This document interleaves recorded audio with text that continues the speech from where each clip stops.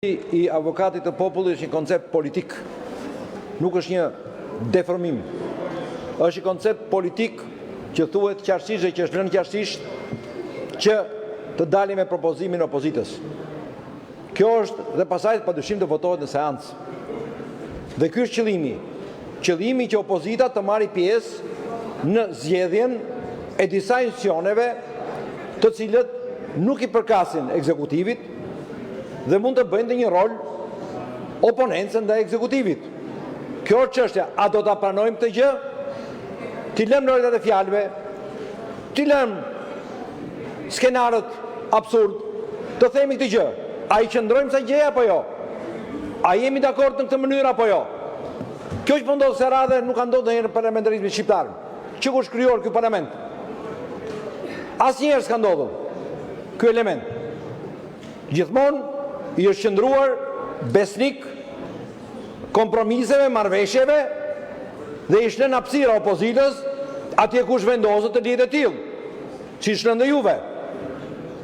Kjo është, që do të deformojmë, okej, s'ka gjë, ju i morët të gjitha, ju morët këshillin e integrimit, ju morët komisionin e integrimit, ju i morët të gjitha elementët politik që për të krijuar ekuilibra e pushteteve. Dhe Shqipëria ka nevojë për ekuilibra pushtetesh. Presidenti.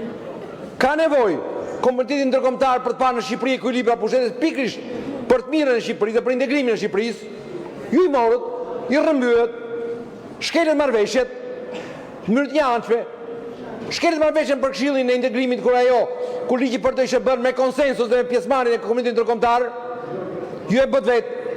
Pra ju i bët ato gjëra. Doni të merrni avokatë e popullit, merrni zotëri, nuk ka asgjë. Ta dini që s'ka asnjë vlerë, apo ja them unë që nuk ka asnjë vlerë. Nuk do ketë asnjë vlerë. Se ju, të gjitha institucionet do t'i përdorni dhe i përdorni me arrogancë, me arbitraritet për të shkelur demokracinë. Kjo është çështja. Doni të tepër. Për mua rëndon më tepër kjo në arbitraritetin tuaj. Kjo rëndon akoma më tepër në shkeljen e demokracisë po bëni ju. Pastaj lotrat e fjalëve, elementët banal dhe komik janë puna juaj. Doni t'i përdorni. Pra merrni të gjitha. S'ka asgjë. Asgjë. Përdorni si doni përdorni. I keni. Nuk na tërmni. Absolutisht jo. Nuk na impresiononi. Absolutisht jo, po ka një moral ama. Ka një moral dhe një përgjegjësi ndaj marrëveshjeve të bëra dhe ndaj parimeve të cilat vendoset dhe marrëveshje janë bërë. Pavarësisht nga roli që luajnë. Merreni ju qoftë.